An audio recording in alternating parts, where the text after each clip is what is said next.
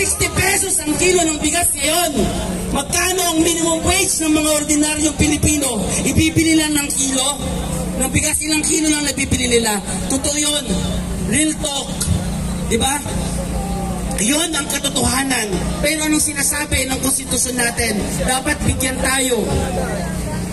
Diba? Dapat yun yung ibibigay sa atin. Pero ang nangyayari, ayuda dito, ayuda doon, at ang ating kongreso, especially doon sa Speaker of the House, anong ginagawa? Ano yung nakikita natin ngayon? Umiikot siya sa buong bansa, namimigay ng bigas, namimigay ng pera na kunya, kala mo sarili niyang pera na galing sa bulsa niya. Ang tanong, ito ang tanong, ilang milyon ang kinuha nila, ang ninakaw nila legally? Nanakaw nila yon, na legal na pagnanakaw, ilang bilyon, hindi lang milyon, we're not talking about millions here, we're talking about billions of pesos. Pero ilang bilyon o ilang milyon lang kaya yung pinamutmut nila sa mga mahihirap?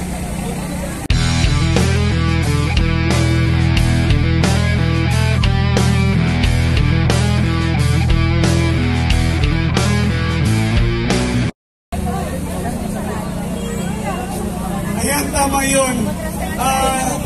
Maraming salamat, Miss Trident. At ngayon at ipakinggan isang taga-academ, Dr. Lee. Palagpagan naman po natin, isa itong taga-Fairview. Pumunta lang po dito para mailabas, ma-share din niya ang kanyang saloobin. Okay ka lang dyan.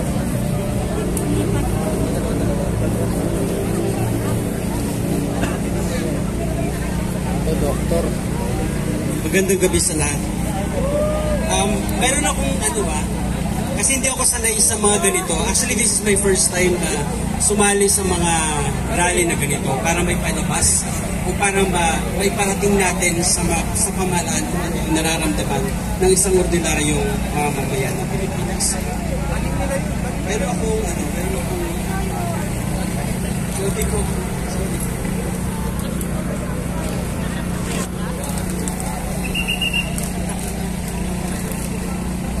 okay. Itong sasabihin ko ngayon, I think narinig naman na natin simula pa nung nag-start tayo. Actually, nung pag-start pa lang ng rally sa Batasan, yung mga yan, mga kasama ko dyan from Batasan, na lumipat kami sa veterans at hanggang dito, na sumasama pa rin kami sa rally na to. Kasi gusto namin ipahayag kung ano yung nararamdaman namin bilang isang Pilipino at bilang isang taong hindi bayaran. Kanina lang may friend nga din ako sa Facebook, tinatanong how much ba daw yung bayad para sumali dito. And di ba sa balita, alam natin sa balita, 200 pesos daw. Ganun ba yung dignidad na pinagpapalit natin na tayo sinasabihan na bayaran ng 200 pesos? Nowhere na. Okay, so ang sasabihin ko ngayong gabi, 3 things. Tatlo lang yung sasabihin ko ngayong gabi. At alam ko na narinig nyo na ito lahat, pero ito yung totoong nangyayari. Ito yung kailangan na marinig ng pamahalaan. Kasi alam ko, kahit isa dito sa inyo, at kahit sino sa atin dito, yun din ang sinasabi. 3 things. First, is yung pangako ng Pangulo na bigas. Ito ay sinasabi ko, malamang sa malamang narinig na natin siya. Pero bakit natin siya pinauulit-ulit? Gusto ko lang din na maintindihan ng bawat mamamayan. Kasi ang sinasabi ng ibang tao naririnig ko, bakit laging bigas, bigas, bigas? Bakit ba? Ano ba yung relationship ng bigas na yan doon sa konstitusyon na pinaniniwalaan natin at yung konstitusyon na nagiging guide natin sa bansang ito? Ano bang sinasabi sa konstitusyon natin? Medyo malabo yung mata ko. Okay. Ayan. So, in Article 2, Section 9, di ba? Ano yung pinakaano ng gobyerno? para sa atin. In Article 2, Section 9, sinasabi niya, the state, hindi ko napapasahin yung buong yung buong batas. Okay? Ipapasahin ko lang yung kung ano yung ibig sabihin ng sinasabit sa batas na yan. Okay, in Article 2, Section 9, sinasabi, the state shall promote a just and dynamic social order. In Article 13, Section 1, the government must ensure that the right to adequate standard of living for all. Anong sinabi niya nung siya ay tumatakbo pa lang na presidente? 20 pesos na bigas. Magkano na ngayon? 55 pesos, 60 pesos, 70 pesos. Anong sinasabi ng batas? Ang sinasabi ng batas ay bibigyan tayo, yung gobyerno natin ay bibigyan tayo, anong sinasabi niya dyan? Okay, ng standard of living for all. Pero anong ginagawa nila? Dinidistribute nila yung ayuda. I'm sure, iba siguro dito sa inyo, real talk lang tayo mga kapatid, mga kababayan. Real talk lang tayo. Bakit? Sino ba sa inyo dito ang hindi nagreklamo sa presyo ng bigas? Masaya ba kayo kahit kayo ng mga supporter ng administrasyon? Masaya ba kayo na 60 pesos ang kilo ng bigas? Masaya ba kayo? Masaya ba kayo? Hindi, walang masaya, di ba? 60 pesos ang kilo ng bigas ngayon. Magkano ang minimum wage ng mga ordinaryong Pilipino? Ibibili lang ng kilo ng bigas, ilang kilo lang nabibili nila. Totoo yun. Real talk. Diba? Yun ang katotohanan. Pero anong sinasabi ng konstitusyon natin? Dapat bigyan tayo. Diba? Dapat yun yung ibibigay sa atin. Pero ang nangyayari, ayuda dito, ayuda doon, at ang ating Kongreso, especially doon sa Speaker of the House, anong ginagawa? Ano yung nakikita natin ngayon? Umiikot siya sa buong bansa, namimigay ng bigas, namimigay ng pera na kunya, kala mo sarili niyang pera na galing sa bulsa niya. Ang tanong, ito ang tanong, ilang milyon ang kinuha nila, ang ninakaw nila legally? Nanakaw nila yon, na legal na pagnanakaw, ilang bilyon, hindi lang milyon, we're not talking about millions here, we're talking about billions of pesos. Pero ilang bilyon o ilang milyon lang kaya yung pinamudmud nila sa mga mahihirap? Ganun lang ba yung dignidad mo? Yung dignidad ng bawat isa na nandirito dahil sa pinamimigay na 5,000 pesos? Sabihin na natin kahit 10,000 pesos? Ganun lang ba yung dignidad mo? Para ipagpalit mo yung boto mo para sa mga ganitong klaseng politiko? Diba? Pangalawa, gusto ko i-discuss dito yung transparency and accountability. Ano ba sinasabi ng batas? And I'm sure lahat ng mga putihin at lahat ng mga magagaling natin na nasa Kongreso, from the lower house to the upper house, alam nila to. In Article 11, Section 1, naalala ko tuloy kasi when I was in college, ito yung dinememorize namin na para kasi ang course ko kasi is public administration. But I have also background in business administration. Both, meron akong background and meron akong theory. At the same time, meron din akong experience with this both na discipline. Ano bang sinasabi ng batas natin? At paulit-ulit natin sinasabi. At paulit-ulit natin silang sinisingil. Anong sinasabi niya? Hindi ko na ulit babasahin kung ano yung nilalaman ng batas. But it says in Article 11, Section 1, that public office is a public trust. Pero gusto kong basahin yung buong batas na to para maintindihan ng bawat Pilipino kung ano yung mga pinaglalaban natin dito. Pinaglalaban natin kung ano ang nilalaman ng konstitusyon at yun ang karapatan natin bilang mamamayang Pilipino. Tama ba? Tama! Kayo, pumunta kayo dito, anong pinaglalaban nyo? Tama! Diba? Ang pinaglalaban natin dito kung ano yung dapat ay pamigay sa atin ng gobyernong ito. Tama? Okay, ano bang sinasabi ng ano natin? Iisa-isahin natin. Hindi ako magle-lecture dito pero iisa-isahin natin. Kasi I'm sure Sa more than 100 million na population sa Philippines, I'm sure iilan lang siyan ang nagbabasa o nakabasa ng 1987 Constitution of the Philippines. Mas maigi na ngayon dahil ganito yung panahon natin, madami nang nanonood ngayon sa social media at napapanood tayo sa buong Pilipinas. At least ngayon naiintindihan natin na yun pala ay mga basic, bakit yung mga tao dito, yun yung mga pinagsisigaw nila palagi. Kasi yung basic rights natin bilang mamamayang Pilipino. Ang sinasabi niya dito, okay, public office is a public trust. Public officers and employees must at all times be accountable to the people, serve them with utmost responsibility, integrity. Gusto kong ulitin natin yung salitang integrity. Integrity, sabihin nyo yung integrity. Integrity. Loyalty. And efficiency. Act with patriotism and justice. And hindi ko pakita. Lead to modest lives. Now, isa-isayin natin dito. Anong sinasabi ng batas dito? Na yung mga gobyerno, yung taong gobyerno, pinoto natin, inalal natin sila, at yung nagtatrabaho sa gobyerno, dapat siniserve nila with utmost responsibility, integrity, loyalty. Pero nasaan ang loyalty nila? Nasaan ang loyalty nila? Nasa administrasyon, hindi sa mga tao. Ganun ba yung sinasabi ng konstitusyon natin? Diba? Loyalty. Anong sinasabi ng batas natin? Ang loyalty nila dapat to serve the Filipino people. Pero nangyari, and modest life. Contradicting to masyado doon sa kung ano sinasabi ng batas. Kung doon sa nakikita naman natin Di ba, marami na sa kasama natin, nagkwento ka na kanina, ano sinasabi nila? Nung una, ito pa lang nung una na bago pumasok sa politika, ito yung itsura niya. Makikita nyo yan, di ba? Nagtitrending sila, viral sila. Pero nung nandun na sila sa politika, sobrang yaman na sila. Sinabi ba sa batas dyan na ipakita mo extravagant? No! It should be modest lives. Ganon ang pagiging public servant. Saan ka nakakita? Di ba?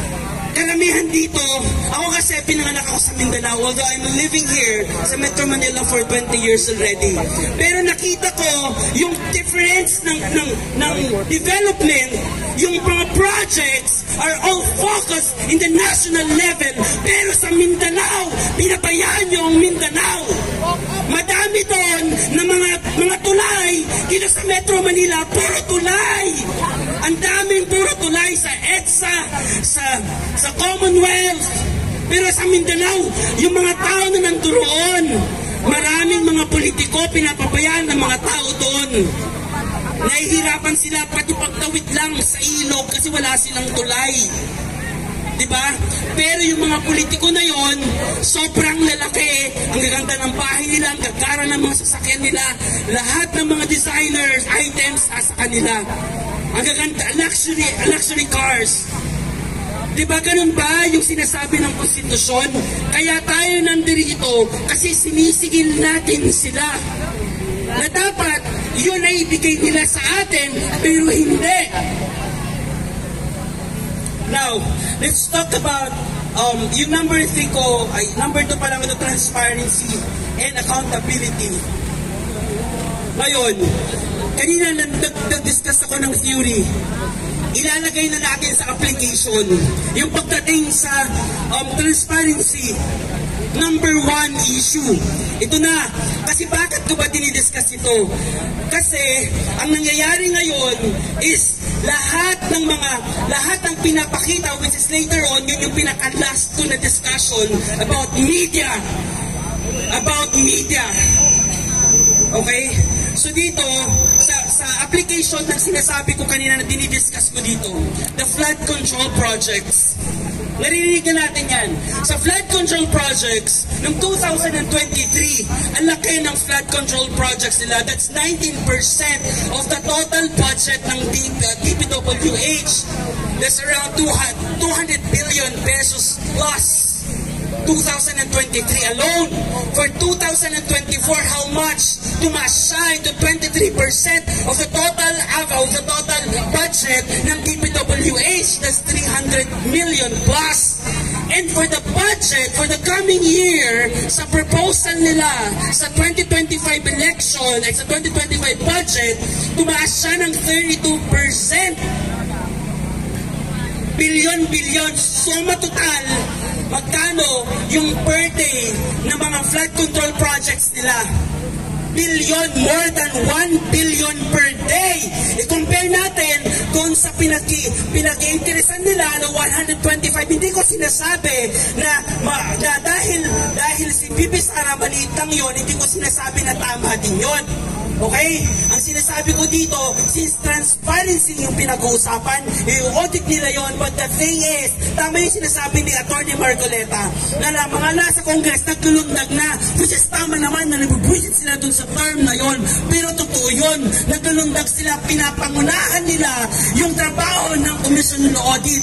My goodness! Kung titignan natin, yung government natin, we have 3 branches of the government, right? The executive, legislative, and the judiciary. Anong ginagawa ng legislative?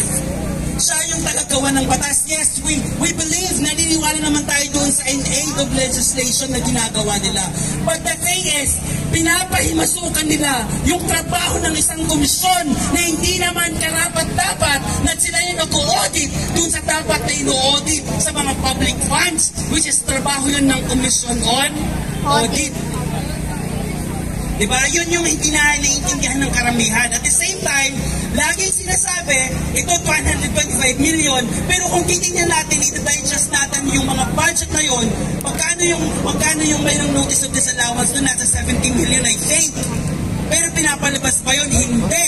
Kasi bakit gusto yun nagsiraan si Duterte? Gagala ka, nagbablog. Dito, yes, I'm a supporter, I'm a proud supporter of Duterte. Pero dito sa pinaglalaban natin na to, hindi ito yung tipong pinaglalaban natin dahil si Duterte. I know it's not. Pinaglalaban natin kung ano yung nasa konstitusyon natin. Diba? Yun yung nangyayari dito. Makikita nyo, imulat nyo yung mga mata nyo, yun yung totoong nangyayari sa Pilipinas. Next. Ito. Pangalawa na concern doon sa transparency.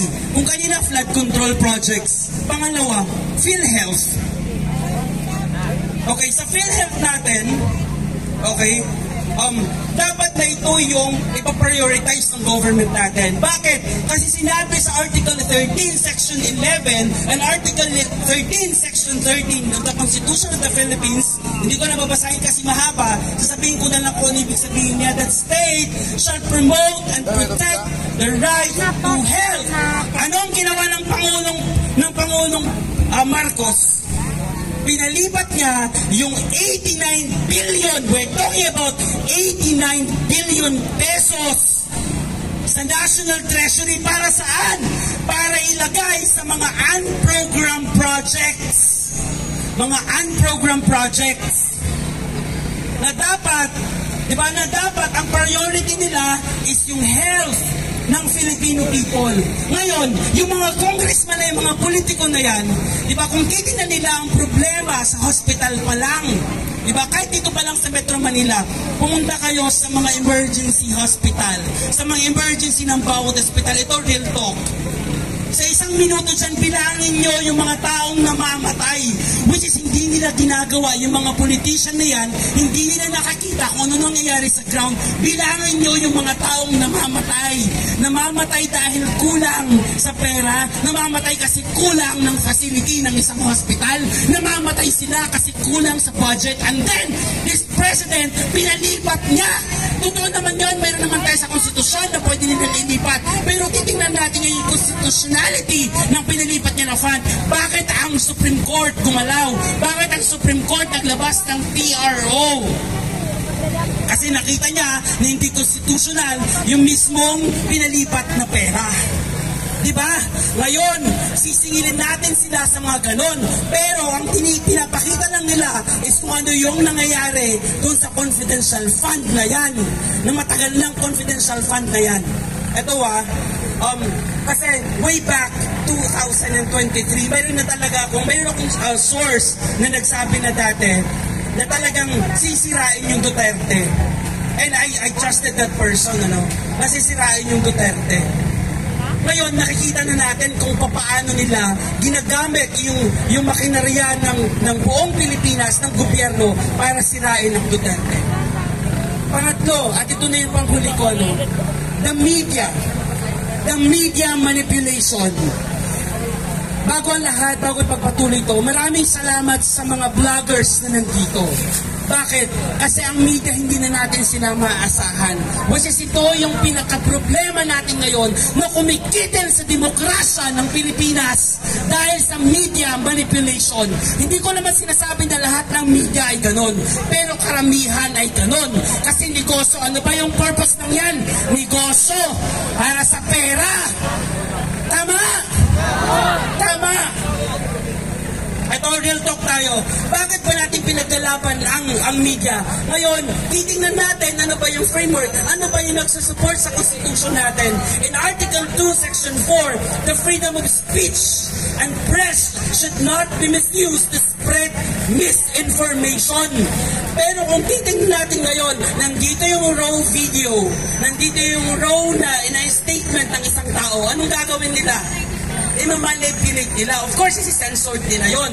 Of course, i-filter nila kung ano yung hindi dapat sabihin doon. Lalo na kung kontra sa kung ano yung sinusupport nila ng mga politics. Sabihin na natin sa kanila, sabihin na natin na hindi sila nagsusupport. Pero naniniwala ba kayo na sila hindi pumapabor sa isang politiko? Kung yung para sa kagaganda ng negosyo nila, maniniwala kayo ng ganon? Exactly. Diba? Kasi ganun yung nangyayari, yun yung pumapatay at pumipigil sa demokrasya ng Pilipinas, ng media manipulation. And we deserve a media that speaks the truth, the power, one that refuses to hide the lies and exposes the reality of all faiths.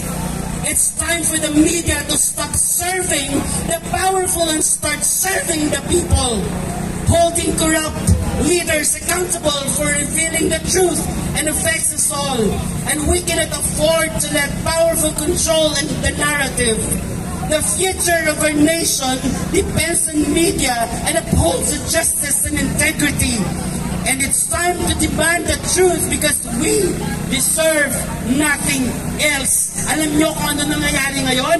Kung may, let's say for example, mayroong ini-interview, for example, na isang tao. Masama yung mga interview na yun, kahit sabihin natin kahit nakaupo. Alam nyo kung ano nangyayari? Ang gagaling ng PR agency nila. Ang gagaling ng crisis management nila. Yon yung totoo doon. And I'm sure hindi naman lahat, kahit dito, hindi naman natin alam lahat kung anong ginagawa nila sa crisis management. Doon pumapasok yung kagaling ng mga PR strategist para baluktutin kung ano yung real issue. Para magmukha yung bad, magmumukhang good. Ganun yung nangyayari sa media manipulation. Papayag ba tayo na ganon? Exactly, di ba? Hindi tayo papayag. And maybe, this is the main reason din kung bakit nila kasangkong ko na pumunta dito at mag-speak, kasi yun yung pinaka-main na problem natin. Kasi kinikiti nila yung totoong demokrasya ng Pilipinas. And I'd like to share it with you. So ito na yung last na kanina yun, pero I'd like to sa in conclusion ko lang yung panawagan lang natin. Okay? So, I just want to ano ba yung sinasabi natin? Kahit nga sa 1987 Constitution, ano ba yung pinaglalaban natin dito? Sa unang-una, sa preamble natin, di ba? Ang sinasabi doon is we, the sovereign Filipino people, imploring the aid of Almighty God in order to build a just, humane society, establish a government that shall embody our ideals, aspiration, promote the common good, conserve and develop our patrimony, and secure ourselves for our posterity, and blessing of independence and democracy under the rule of law, a regime of truth, justice ang pinaglalaban natin dito. Tama? freedom, love, equality, and peace to ordain and promulgate this Constitution. And for our fight for justice and equality, it's just not a call to action. It is a commitment to values our Constitution, and let us rise together for the future of every Filipino, because we deserve lasting solutions. Ano yung mga yon? Jobs, healthcare, sustainable development, not just temporary fixes. Agree ba kayo doon? Exactly. Now, it's time for us to demand for real change, and together, we can build the Philippines we deserve. So ito yung panawagan ko sa mga kababayan natin. Rise up, kababayan. Demand justice and truth. Our future is at stake, and the time for silence is over. The power of change is in our hands, and let's unite and fight for better tomorrow. Maraming salamat at mabuhay ang Pilipinas. Salamat. Kaya nandito ka na naman tomorrow. Sasalita ka bukas, ha? Yes. Okay. Ano nga ulit ang pangalan? Lee. Lee, palakpakan natin ulit si Lee. So, please join us again tomorrow. And lahat po kayo, ha? Magsama-sama tayo ulit bukas. Dito sa EDSA Shrine, or perhaps dyan po sa taas. Baka pwede na tayong mag-occupy dun sa taas. And bago po may magsalita ulit, kung meron pang gusto magsalita, meron ba? Ikaw? But before that, i-remind ko lang po, lahat tayo, kung pwede, tulong-tulong sa paglilinis ng lugar para naman, diba?